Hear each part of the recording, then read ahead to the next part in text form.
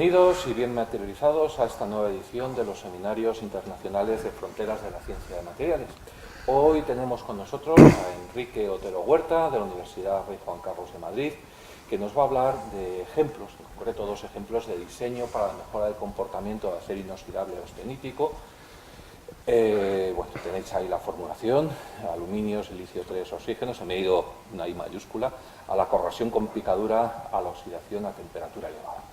Hemos dedicado durante estas sesiones pasadas alguna otra exposición dedicada a la oxidación, porque sabéis que es algo muy importante y de una trascendencia económica brutal para cualquier país, en donde probablemente 3, 4, 5% del PIB se está yendo de entre los dedos debido a estos problemas de corrosión.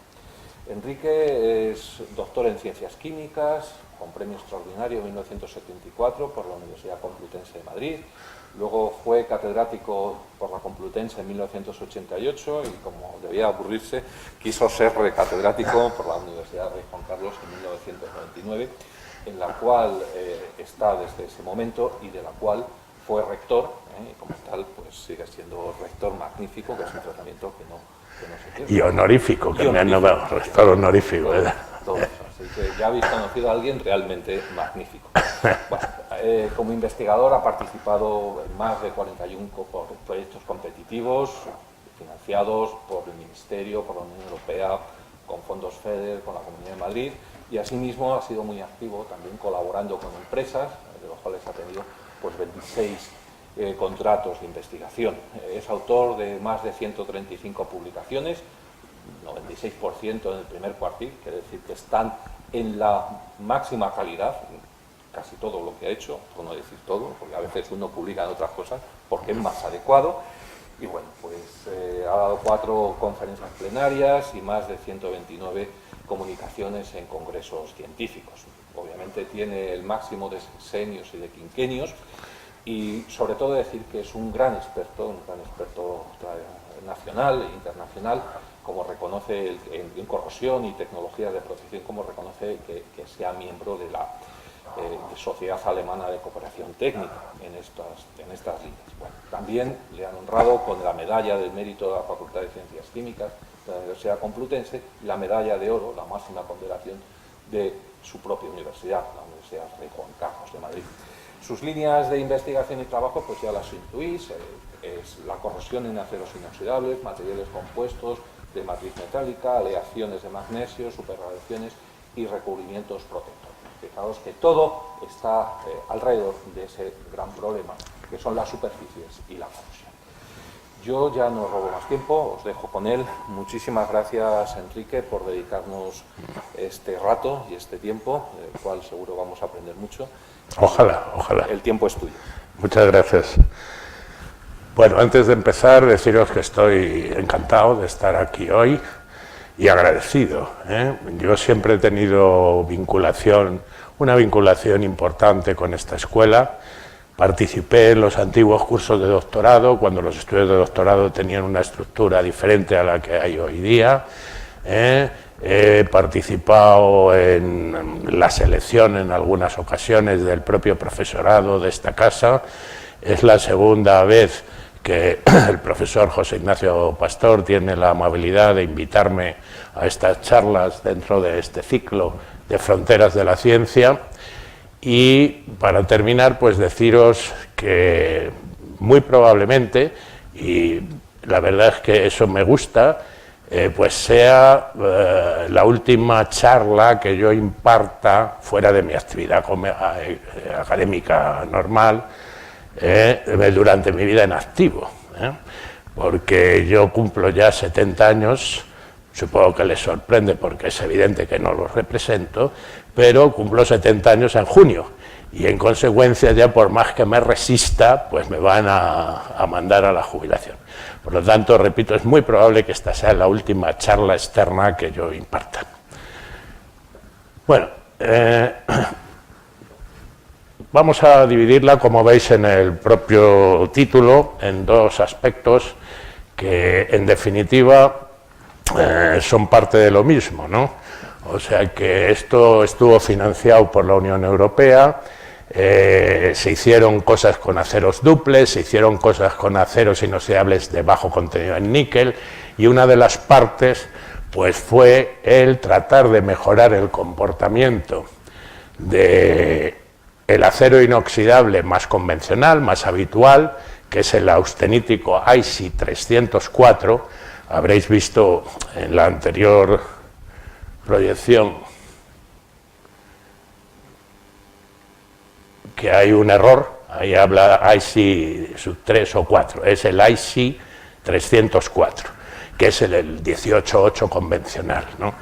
Entonces la idea era tratar de buscar fórmulas para modificar ligeramente este acero, que es el que más se vende, el más común de los inoxidables austeníticos, introducir pequeñas modificaciones que permitieran, siempre y cuando el proceso de preparación de la aleación no se complicara y el precio final fuera obviamente competitivo, pues buscar mejores prestaciones para ese acero inoxidable.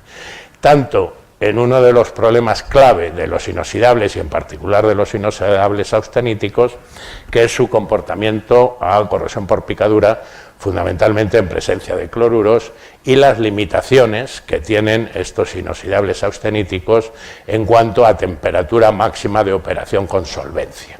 Y estos son los dos ejemplos de los que os voy a hablar. Fijaros, el acero inoxidable es sin ninguna duda la aleación de referencia del siglo pasado, del siglo XX. El acero inoxidable, que tiene una producción mundial, como veis en la transparencia, del orden de las 50-60 millones de toneladas año, según un poco cómo funciona el mundo, sube o baja, pero realmente es una cifra astronómica. Después del acero al carbono y por delante de las aleaciones de aluminio. Quiero decir que, en fin, son aleaciones con una relación prestaciones-precio muy interesantes y por eso se comercializan muchísimo. Además, fijaros, el 75% de la producción de inoxidable, y dentro del inoxidable sabéis que hay varias familias: ferríticos, martensíticos, austeníticos y austenoferríticos, lo que se conoce como duples, ¿no? Cuando las proporciones de fase ferrita y fase austenita están cercanas al 50%, estos austenoferríticos se les define como duples. Bueno, pues de todas estas familias, el 75% aproximadamente de la producción mundial, de esos 50-60 millones de toneladas al año, se corresponde con el acero inoxidable austenítico. Hay una serie de virtudes de este material, que ahora, en fin, resumiremos un momento, que permiten explicar por qué se utiliza mucho el inoxidable y, en particular, se utiliza mucho el inoxidable con una estructura austenítica a temperatura ambiente, lo que se conoce como inoxidable austenítico. Bueno, simplemente deciros que el partener fundamental en el desarrollo de todo esto fue Acerinos, y porque pues conozcáis simplemente que Acerinos es en este momento, ha sido el primero, en este momento es el tercer productor de inoxidable del mundo.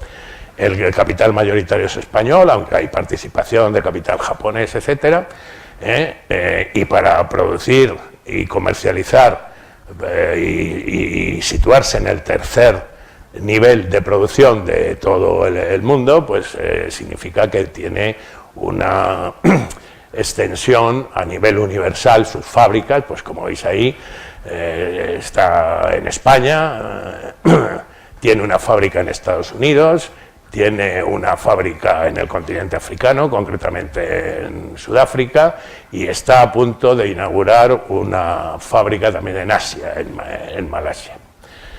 Vende acero a 80 países y supone en este momento aproximadamente el 6 o el 7% de la producción mundial de inoxidable. Me refiero a ellos, evidentemente no trato de hacerles propaganda, porque es que prácticamente todo el inoxidable que se vende en España lo venden ellos, o sea que no necesitan propaganda, pero sí porque entendáis por qué Acerinos dedica dinero, abundante dinero, a proyectos de I+D+I en el desarrollo de sus propios aceros innovadores, digamos.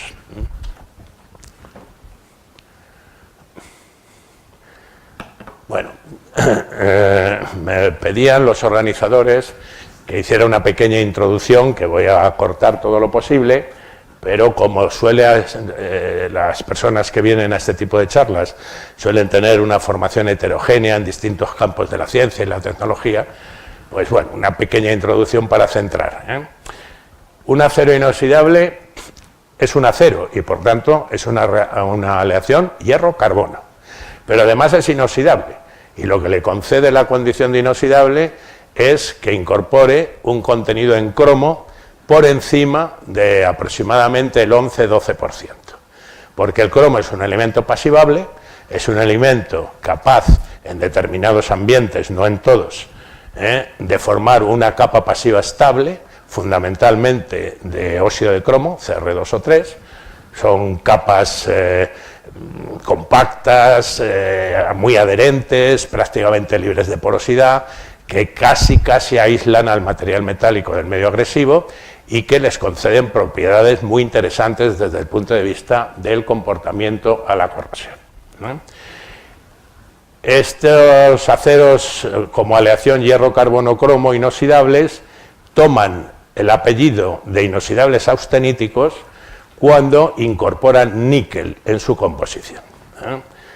La incorporación de níquel, que es un elemento con una estructura cristalina cúbica centrada en las caras, cuando entra a formar parte de la solución sólida, níquel, hierro, cromo, carbono, pues estabiliza la austenita. Entonces, cuando el níquel entra en unos contenidos del orden del 8% o más, pues lo que se consigue es una estructura bien estable o bien metaestable, pero en cualquier caso una estructura austenítica. ¿Y esto por qué es interesante? Bueno, pues esto es interesante porque estos inoxidables austeníticos, gracias a la incorporación de níquel, pues presentan propiedades tanto de tipo mecánico como de tipo químico, de comportamiento a corrosión, pues muy interesantes. En general, con sus limitaciones de las que ahora hablaremos, pero en general son los aceros inoxidables con mejor comportamiento global.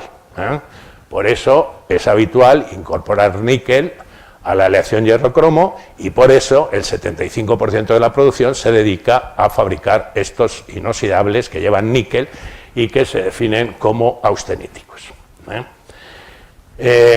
Adelantarles, porque hablaré de ello más adelante, que la incorporación a estos inoxidables austeníticos de molibdeno, que es, fíjense bien, el elemento metálico que está considerado como el elemento específico para incorporar al inoxidable y mejorar su comportamiento a picadura, es decir, su comportamiento a corrosión en medios donde aparece fundamentalmente aniones agresivos como el cloruro, etcétera, pues la incorporación de molibdeno, aproximadamente entre un 2 y un 2,4%, a la composición del 304, nos lleva al 316, que es dentro del inoxidable austenítico que uno adquiere cuando prevé que puede haber problemas de picadura, es este 316 que incorpora molibdeno.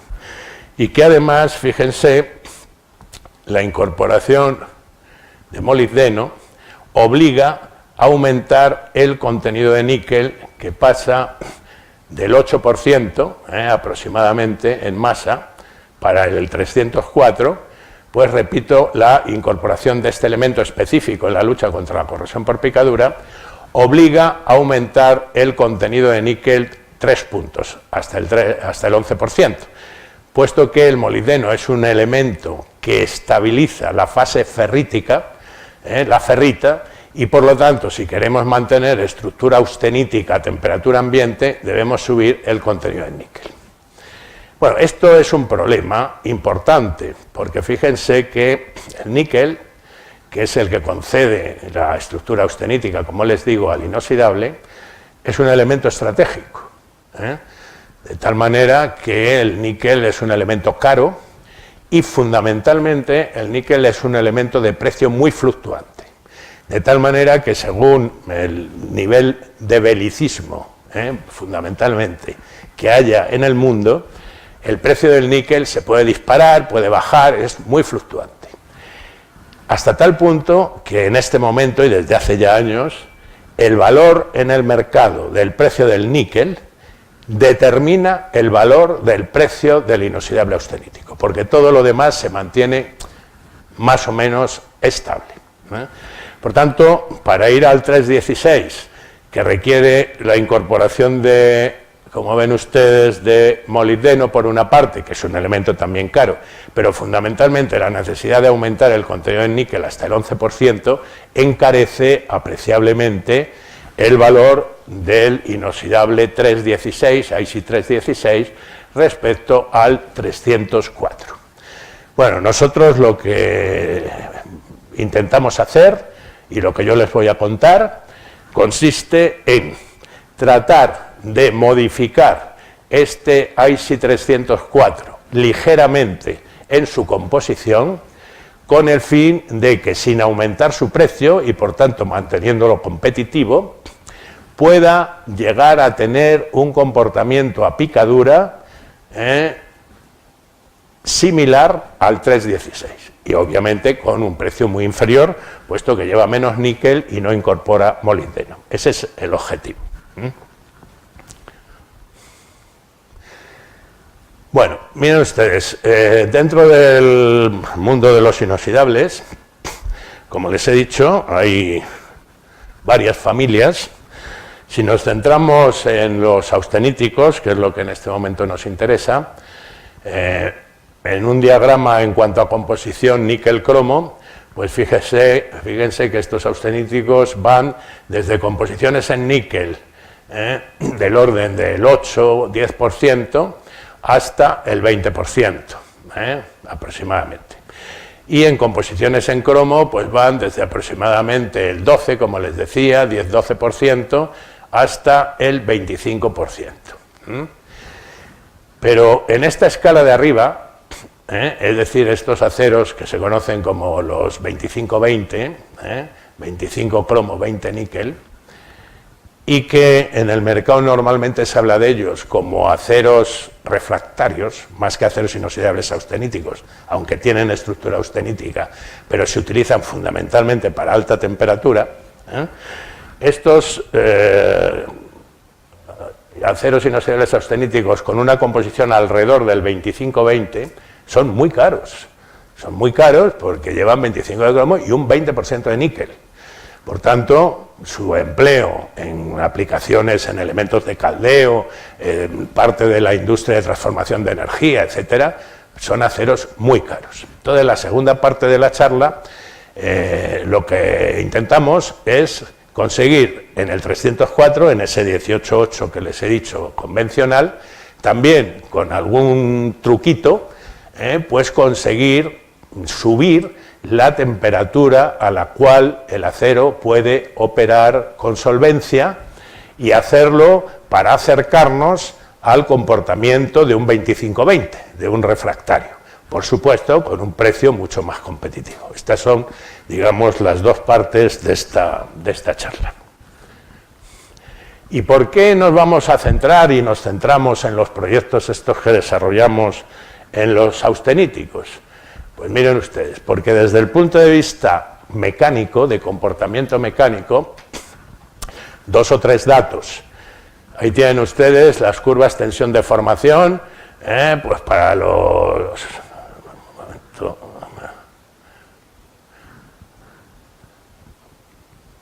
para los austeníticos, para los martensíticos, para los duplex y para los ferríticos. Entonces, fíjense cómo la deformación antes de rotura en los austeníticos es muy superior a la de cualquier otra de las familias de aceros inoxidables. Como la carga de rotura es razonablemente buena, significa que estos materiales presentan una buena combinación desde el punto de vista mecánico, repito, de resistencia más plasticidad. lo que llamamos básicamente tenacidad. Además, estos aceros tienen una ventaja muy importante para aplicaciones criogénicas. Aquí tienen ustedes, pues, la resistencia al impacto para los austeníticos. Me equivoco de botón.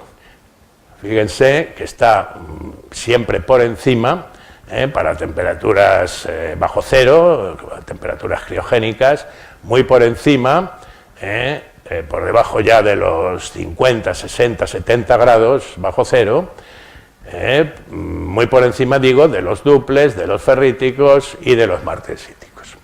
Entonces, estas buenas propiedades en cuanto a tenacidad desde el punto de vista mecánico, de buen comportamiento a muy baja temperatura y de muy buen comportamiento general respecto a la corrosión, aunque ahora veremos cuáles son sus limitaciones, son las que justifican que el 75% de la producción de inoxidable sea de inoxidable austenítico.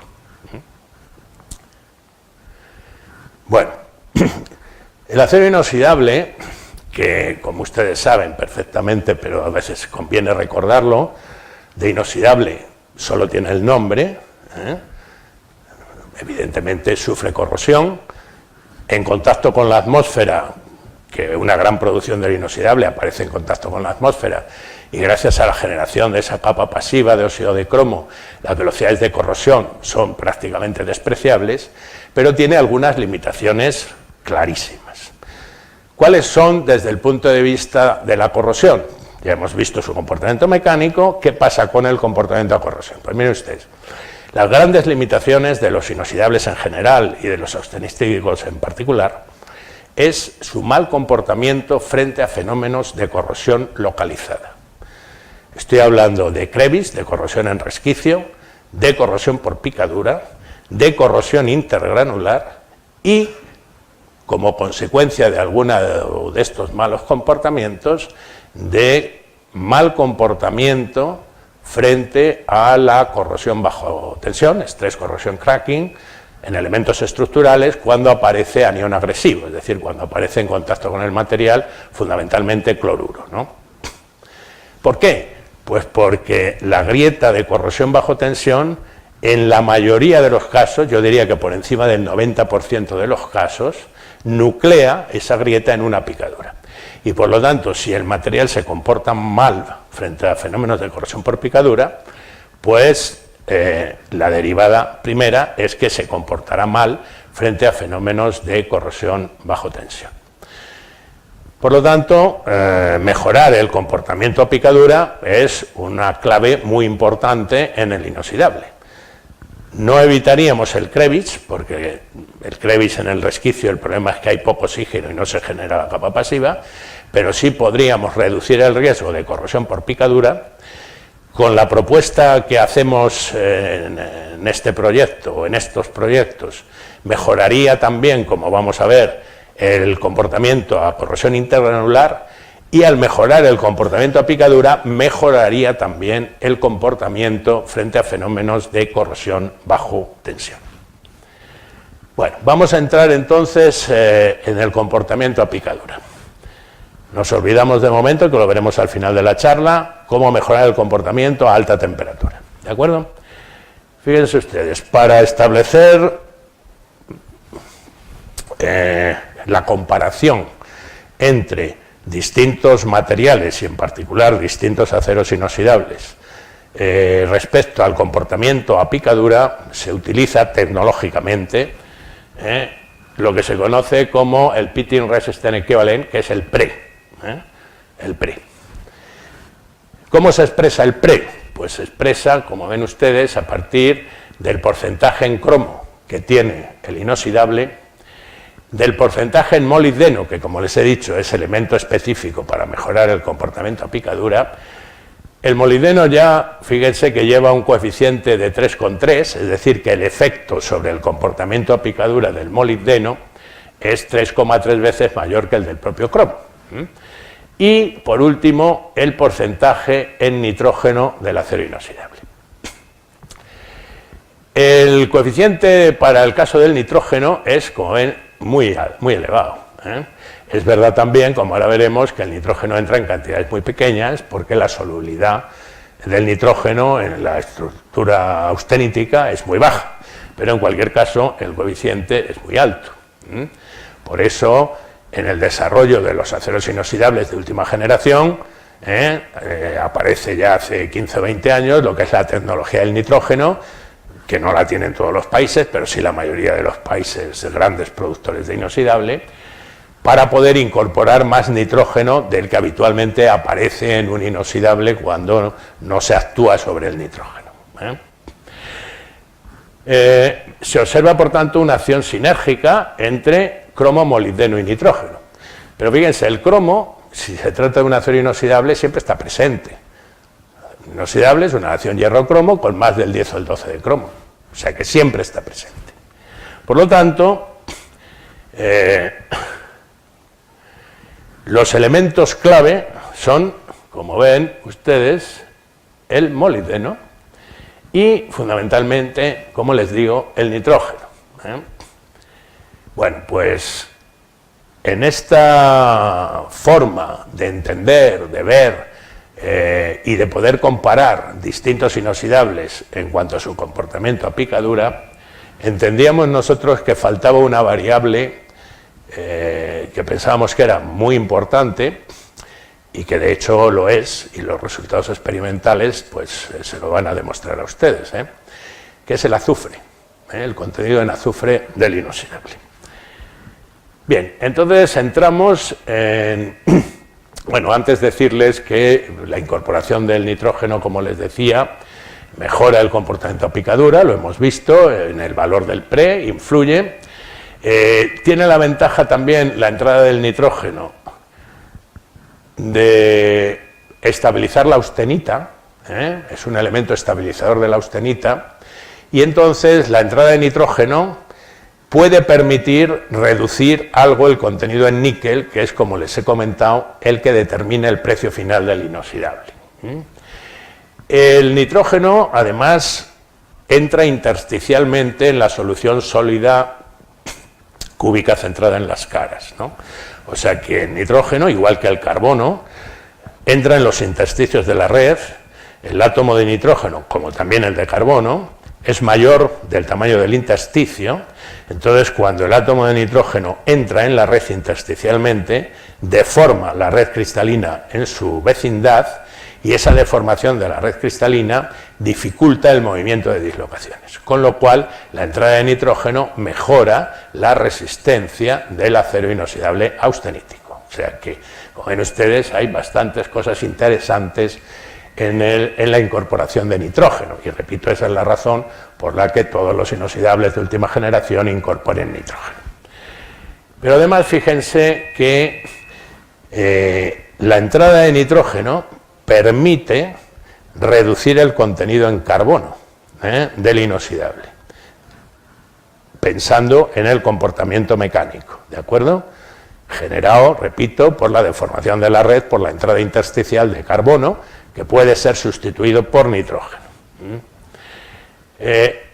Esta ventaja de poder reducir el contenido en carbono manteniendo valores de resistencia de comportamiento mecánico similares con menos cantidad de carbono, como veremos más adelante, reduce el riesgo indirectamente de sensibilización a otro fenómeno de corrosión localizada, que es la corrosión intragranular. Ya hablaremos de esto dentro de un poquito. Bueno, entonces vamos a entrar en lo que es las propuestas de diseño de un nuevo material, y hablo de nuevo material porque fíjense que no solo son nuevos materiales no conocidos con anterioridad. Los nanotubos de carbono, el grafeno, son materiales nuevos, estrictamente nuevos. Ahora, un nuevo material también es considerado un material que, partiendo de un material clásico y con pequeñas modificaciones que le hagan competitivo en el mercado, pueda mejorar algunas de sus prestaciones y reducir algunas de sus limitaciones. Por eso entendemos que este nuevo material, que parte del 304, es un nuevo material. Y vamos a ver qué podemos hacer para mejorar el comportamiento de la corrosión por picadura, para obtener resultados similares al 316, sin necesidad de tener tanto molibdeno, que es caro, y simplemente pues introduciendo, como ahora veremos, nitrógeno, y como ahora veremos también, pues limitando los contenidos en azufre. Porque, como les digo, aparte de esos tres elementos que conforman el valor del PRE, entendíamos que era muy importante eliminar las inclusiones no metálicas de sulfuro de manganeso en el inoxidable para mejorar su comportamiento a picadura. Bueno, lo que vamos a hablar en los próximos 5 minutos o 10 es el corazón de esta primera parte de la charla. Es qué reflexiones hicimos junto con el productor y junto con el personal más o menos especializado en temas de corrosión, para qué deberíamos hacer para mejorar el comportamiento del 304 sin aumentar su precio y llegar a valores similares al 316 en cuanto a comportamiento a picadura. Por tanto, esta parte es fundamental. Si entendemos que un factor determinante en la nucleación de picaduras es la presencia de inclusiones de sulfuro de manganeso, si reducimos el porcentaje de inclusiones de sulfuro de manganeso, deberíamos reducir la posibilidad de nucleación. Ya sabéis que en el problema de corrosión por picadura hay dos etapas, ¿no? Lo que es la nucleación de la picadura y el desarrollo después. Por lo tanto, la primera idea sería reducir el porcentaje de inclusiones de sulfuro de manganeso para reducir el riesgo de nucleación de picadura. Para ello, determinamos que la mejor solución sería tratar de bajar el contenido de azufre por debajo del límite de solubilidad a temperatura ambiente en el inoxidable de este elemento. Si nosotros conseguimos mantener el azufre en solución sólida austenítica y que no precipite la inclusión no metálica de sulfuro de manganeso, pues reduciríamos el riesgo de inicio de incubación de picadura. Como el límite de solubilidad está aproximadamente en 10 ppm, la idea sería no superar estos 10 ppm en la composición de azufre. El otro elemento que conforma la inclusión es el manganeso, ¿de acuerdo? La idea sería no superar el 2% en masa de manganeso. Normalmente el 304 contiene del orden del 1,5% en masa. Habría que reducirlo al 0,2%. ¿Por qué? Pues por dos razones. Primero, porque si no conseguimos que todo el azufre aparezca en solución sólida, no precipite la inclusión, y hay algo de azufre en exceso, entonces la mejor manera de evitar la formación de sulfuro de manganeso es ofreciéndole un elemento que forme sulfuros más estables termodinámicamente que el propio sulfuro de manganeso. Si reducimos el contenido de manganeso, estos estudios termodinámicos lo determinan, por debajo del 0,2%, entonces si hubiera algo de azufre que apareciera en exceso en la solución sólida, la termodinámica dice que se formarían preferencialmente sulfuros de cromo y no sulfuros de manganeso, con contenidos en manganeso tan bajos. Estos sulfuros de cromo presentan comportamiento catódico, es decir, potenciales de reducción más altos que la propia matriz austenítica, y esto es determinante. Fíjense ustedes, el sulfuro de manganeso no es una fase, pero es una inclusión no metálica minoritaria en una matriz austenítica. El sulfuro de manganeso es activo respecto a la matriz austenítica. Se disuelve anódicamente, sobre la austenita se produce la reducción del oxidante que sea, el oxígeno, los protones, lo que sea.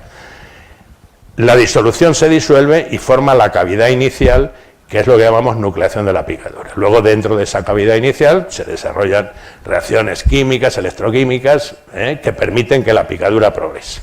pero la nucleación se debe a la formación de la cavidad inicial por disolución selectiva de la fase activa, que es el sulfuro de manganeso.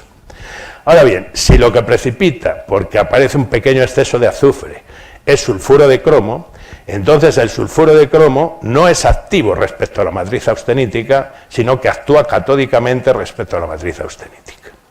Por lo tanto, lo que se disolvería en la vecindad del sulfuro de cromo sería la matriz austenítica, que es la zona anódica. Pero hay una diferencia fundamental. Si resulta que tenemos sulfuro de manganeso, tenemos una superficie anódica muy limitada frente a una superficie catódica que constituye la austenita muy extensa. Tenemos, por tanto, densidades de corriente anódicas muy altas y, por tanto, velocidades de disolución de la inclusión, con la consiguiente formación de la cavidad, muy rápida. En el caso de que lo que precipitara fuera sulfuro de cromo, lo que se disolvería es la matriz, que tendría comportamiento anódico, la matriz austenítica limítrofe. Pero ahora la superficie catódica es muy limitada, sería la inclusión de sulfuro de cromo, y la superficie anódica muy extensa, que es la fase matriz austenítica. La relación de superficies en estos fenómenos microgalvánicos, digamos, por diferencias de potencial entre fases o inclusiones y fases matrices, es fundamental. Si tengo superficies catódicas muy extensas, el fenómeno catódico está muy despolarizado, mientras que si tengo superficies catódicas muy limitadas, el proceso catódico está muy controlado. La superficie anódica ahora es muy extensa, al aumentar la superficie anódica disminuye considerablemente en varios órdenes de magnitud la densidad de corriente anódica y por tanto la disolución de la fase matriz en la vecindad de la inclusión de sulfuro de cromo sería mucho más lenta. ¿De acuerdo? Bien. Bueno, pues ya tenemos, digamos, dos posibilidades. Primero, reducir el azufre para que esté en solución sólida. Segundo, reducir el contenido en manganeso para que si queda algo de azufre libre de la solución sólida, precipite el sulfuro de cromo y no el sulfuro de manganeso. Bueno, aquí tienen ustedes una imagen de microscopía donde aparecen pues estas inclusiones no metálicas de sulfuro de manganeso, que son las que disolviéndose selectivamente pues generan la cavidad inicial, la incubación de la picadura. El nitrógeno, pues la propuesta es aumentar el contenido en nitrógeno hasta los 1000-1200 ppm para compensar la pérdida de efecto gammágeno derivada de la reducción en el contenido de manganeso, que, como les acabo de comentar, bajaría de aproximadamente el 1,5% al 0,2%. El manganeso es un elemento que también estabiliza la austenita y, en consecuencia, si bajamos el contenido en manganeso, pues tendríamos algo de fase ferrítica o bien tendríamos que aumentar el contenido en níquel. Por lo tanto, aumentamos el contenido en nitrógeno hasta aproximadamente los 1000-1200 ppm, como les digo, para compensar la pérdida de efecto gammágeno por el bajo contenido en manganeso propuesto en el nuevo inoxidable. Como ya les adelanté, el hecho de aumentar el contenido en nitrógeno, que entra, decíamos, intersticialmente y mejora la resistencia, mejora las propiedades mecánicas, como les digo, pero además, si conseguimos que esa mejora de propiedades mecánicas permita reducir el contenido en carbono por debajo del 0,03-0,02, reduciríamos o incluso podríamos eliminar el riesgo de sensibilización a la corrosión intergranular, como ahora les voy a comentar muy ligeramente. Y por supuesto, aumentar el contenido de nitrógeno con un coeficiente importante dentro del PRE significaría un aumento considerable del PRE de esa aleación, que es lo que nos da idea de su mejor o peor comportamiento a picadura. Un inciso para hablar de esta parte en cuanto a la importancia que tendría poder bajar el contenido en carbono hasta las 2 centésimas. El 304 para que se hagan una idea, se comercializa entre 6 y 8 centésimas% en carbono. Habría que bajarlo pues como a 1/3. Fíjense bien. Esto que tienen ustedes ahí es un diagrama binario para el 304. El 304 tiene hierro, cromo, níquel, carbono. Es un cuaternario. Si fijamos cromo y níquel en 18,8, podemos movernos en un binario. Vaya. Si nos movemos en un binario, fíjense que para contenidos del orden de 6 centésimas, por debajo de unos 800 grados, la fase austenítica sufriría una transformación en estado sólido, donde habría precipitación de carburos metálicos, en concreto carburo de cromo, que es el más estable. Luego, a temperatura ambiente, tendríamos fase gamma más carburo metálico. No habría fase alfa, porque esta línea de aquí de trazos solamente se consigue la transformación a algo de fase ferrítica, solamente en enfriamientos muy lentos que se ajusten muy bien al equilibrio termodinámico. Si en una producción industrial, al final, pues lo que habría es gamma más carburos. Como esto es una transformación de fase en estado sólido, va por nucleación y crecimiento y quedaría favorecida la nucleación en zonas específicas donde hay más desorden atómico, etcétera, fundamentalmente límites de grano y límites de Macla. Aparece en límites de grano, por ejemplo, aquí tienen una imagen de granos de austenita con carburos precipitados en límite de grano. La precipitación de estos carburos con una estequiometría muy alta en cromo, la estequiometría es CR23C6, 23 átomos de cromo por cada 6 de carbono, reduce de manera considerable el contenido en cromo en la zona limítrofe, como ustedes saben, y permite el funcionamiento de lo que llamamos pilas activas pasivas. Todo el grano austenítico aparece con capa pasiva estable porque tiene más del 12% de cromo, y en la zona próxima al límite nos vamos al orden del 6% en cromo y aparece sin capa pasiva. La diferencia de potencial entre la zona con capa pasiva y sin capa pasiva está en el orden de los 500-600 milivoltios, o sea que es una pila con una actividad importante. Y eso justifica el ataque selectivo en el límite de grano. Pero fíjense que esto es lo importante en lo que estamos comentando. Si yo consiguiera bajar el contenido en carbono del 304, este diagrama es específico para el 304, porque hemos fijado concentración en cromo y concentración en níquel. Digo, si consigo bajarlo por debajo de 2 centésimas%, en el enfriamiento, fíjense bien, no habría transformación de fase en estado sólido. Es decir, no habría precipitación de carburos en límite de grano. Cuando se produce el acero, se fabrica en el enfriamiento, a no ser que templemos desde temperaturas altas, o bien cuando yo tengo el acero, porque he templado desde temperaturas altas y lo tengo metaestable, tengo una solución sólida gamma metaestable, donde cinéticamente no he permitido que precipiten los carburos, si hago una unión soldada, por ejemplo, caliento, y entonces el diagrama de equilibrio dice que lo que tiene que haber allí es carburos, junto con la matriz austenítica, y precipitarían. Entonces digo, si yo consigo que el porcentaje en carbono baje o se sitúe alrededor de las 2 centésimas en vez de las 6 o 8 centésimas que son habituales en el 304, lograría que si hago una unión soldada y caliento a 900 grados en la zona afectada por el calor y luego se produce el enfriamiento y en consecuencia deben precipitar carburos, pues no habría precipitación de carburos.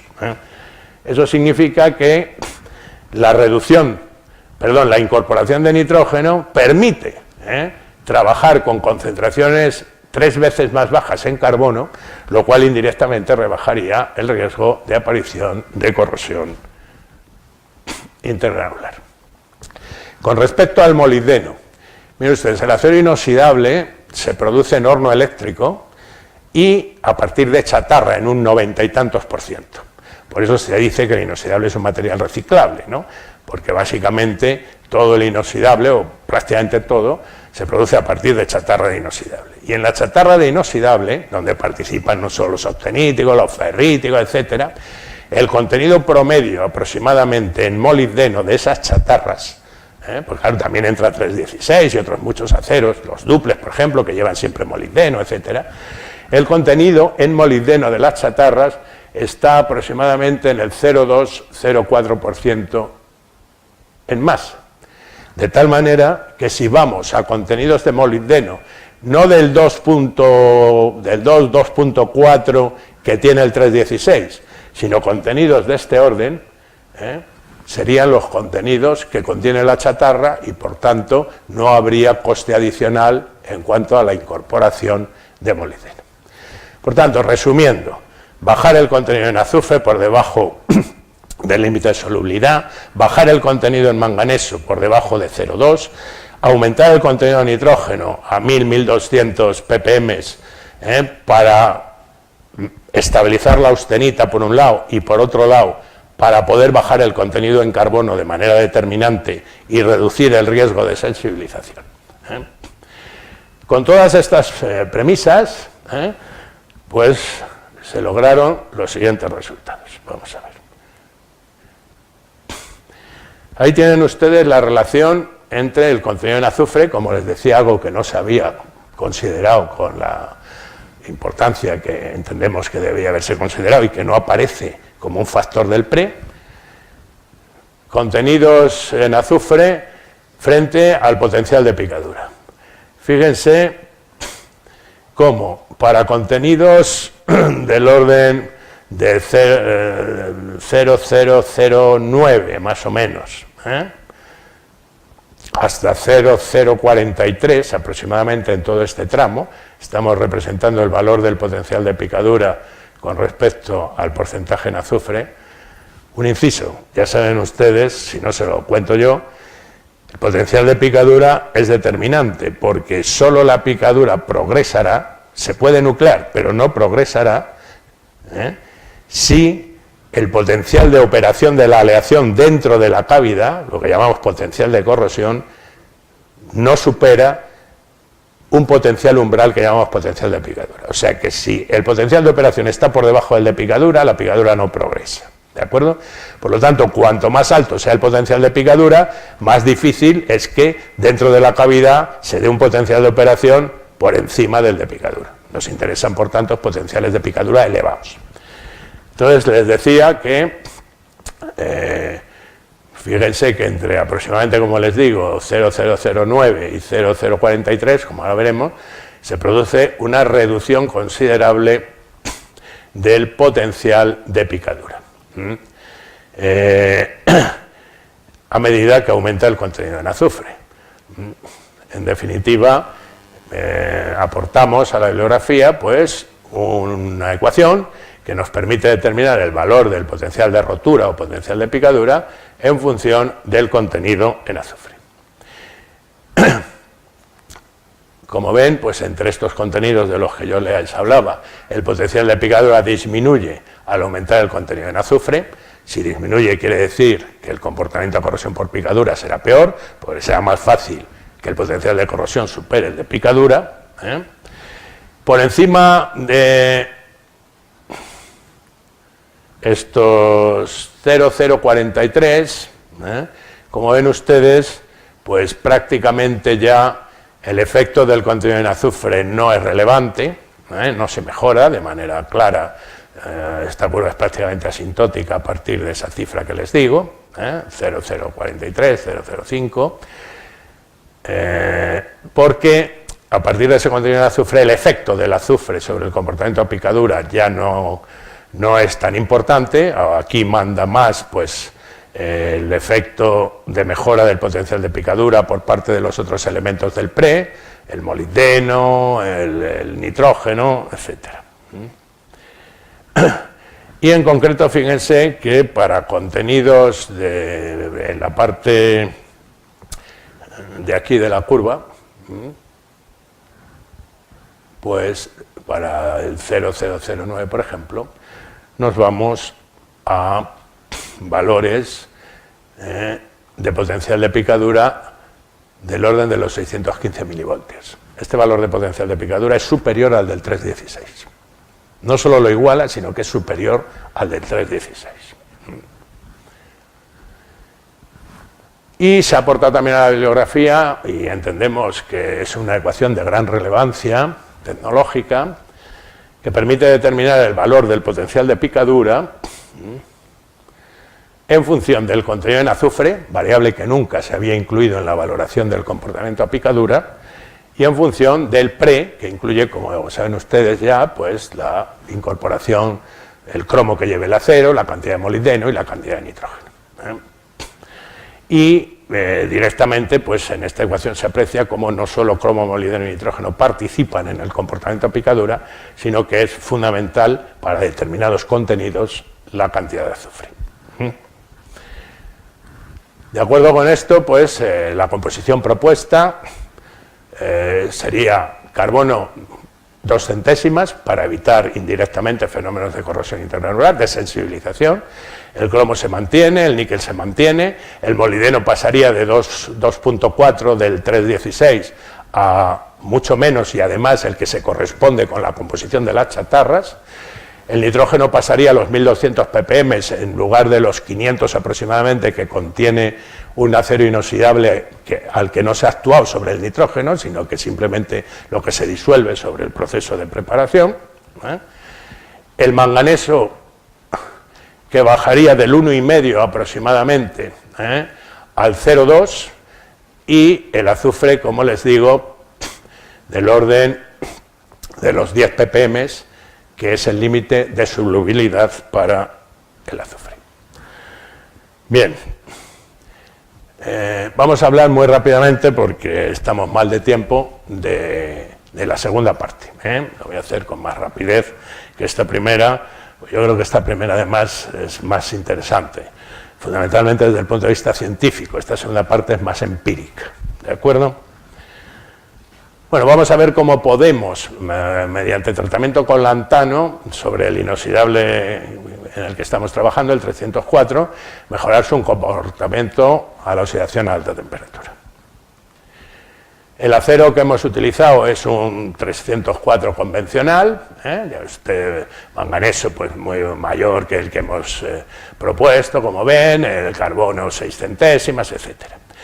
Bueno, este acero trabaja con solvencia aproximadamente hasta los 700 grados centígrados. Por encima de estas temperaturas el deterioro es muy rápido, las velocidades de corrosión muy altas, la constante cinética muy alta, es decir, no tiene utilidad por encima de estas temperaturas.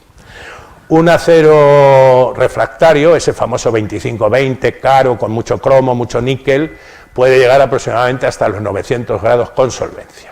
Entonces la idea es mejorar el comportamiento del 304 para tratar de llegar a ese entorno de los 900 grados con un material mucho más barato que el 2520. Bueno, el tratamiento, que previamente, como ustedes se imaginan, pues se investigó, se hicieron ensayos previos, una serie de trabajo que duró pues casi más de un año. Entonces, el tratamiento propuesto consiste en dar un tratamiento al inoxidable, al 304, a 900 grados, donde evidentemente se forma óxido enseguida, durante aproximadamente 2 minutos en contacto con la atmósfera para obtener una capa de oxidación de aproximadamente 0,2 micras. A continuación nobulizábamos esa superficie ligeramente oxidada con una solución acuosa 0,1 molar de nitrato de lantano o sexta hidratado.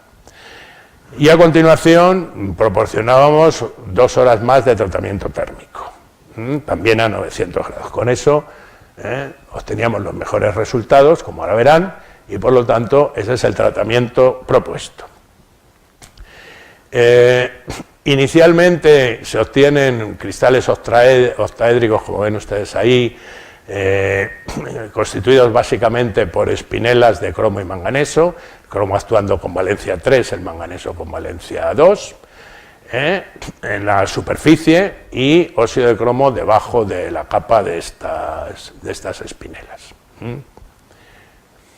Después del segundo tratamiento aparece una morfología similar, como ven ustedes aquí, pero si ven ustedes los aumentos, aunque no se ven bien, los cristales anteriores octaédricos han crecido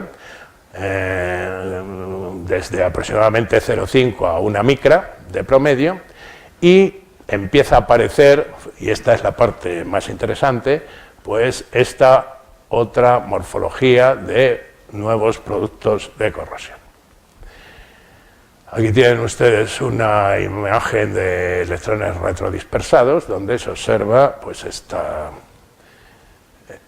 aparición de estos nuevos cristales que aparecen con una tonalidad más clara en esta imagen, repito, de electrones retrodispersados. Como novedad, después de la aplicación de la nebulización con el nitrato de lantano, es la aparición, como les digo, de estos cristales con tonalidad más clara. Estos cristales están constituidos por un compuesto tipo perusquita, que es un óxido mixto de lantano y cromo. También lleva algo de vanadio, porque el acero lleva siempre residual algo de vanadio, pero fundamentalmente pasamos de un óxido de cromo a un óxido mixto de cromo y lantano, con una estequiometría de este tipo que tienen ustedes aquí, y cuya determinación por rayos X fue bastante complicada. Bueno, y ahí tienen ustedes el resultado. Aquí tienen ustedes los resultados termogravimétricos para el 304 a 900 grados, y que sería el resultado, una ley parabólica con una constante muy alta, porque, repito, por encima de los 750 el acero se dispara, la velocidad de corrosión se dispara. Y aquí tienen ustedes la curva termogravimétrica para este mismo acero con el tratamiento que les he descrito con nitrato de lantano.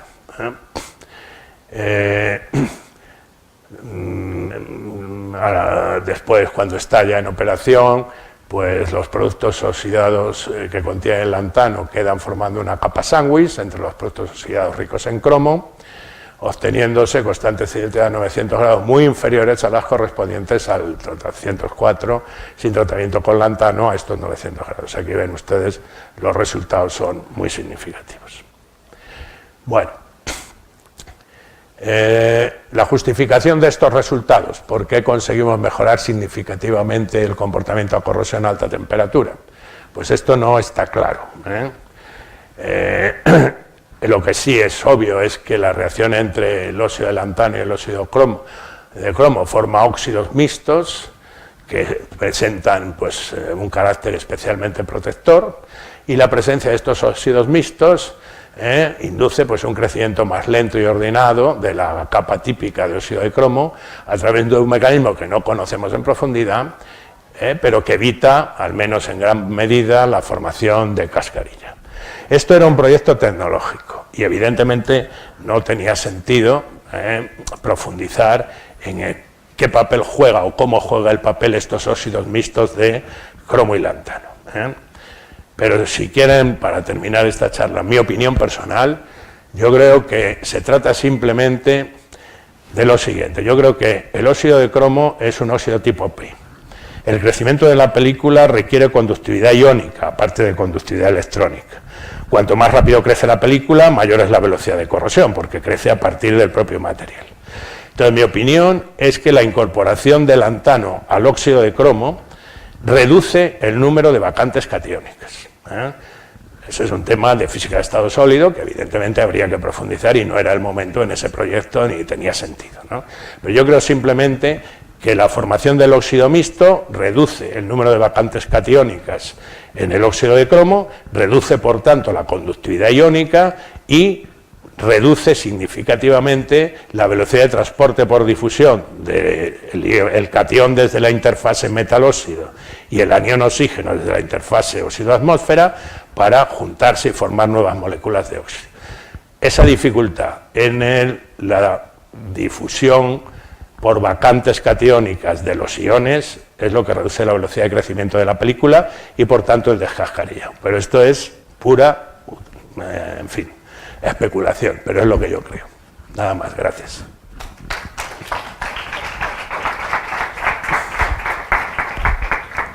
Bueno, pues si tenéis alguna pregunta o queréis que os aclare alguna cosa. Muchas gracias, Enrique, y espero que os animéis.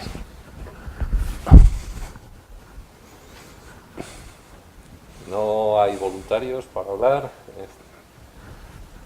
Sí. Perdona, te pasamos el micro y así te escuchamos mejor. ¿Qué tal? En primer lugar, muchas gracias por la presentación, ha sido muy interesante. Quería preguntarle, ¿el desarrollo que han hecho de modificación del 304 es algo que Acerinox tiene intención de patentar, desarrollar? Está ya desarrollado. Perfecto. Lo que pasa es que ya conoces la inercia en el cambio de materiales, ¿no? La verdad es que lo compra muy poca gente, pero está desarrollado y en el mercado. ¿Y el paso a la normalización, a introducirlo en tanto normas europeas como en el código ASME?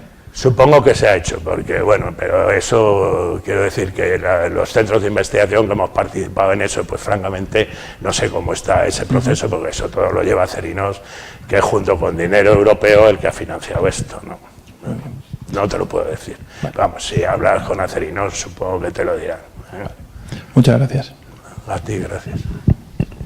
¿Alguna otra pregunta?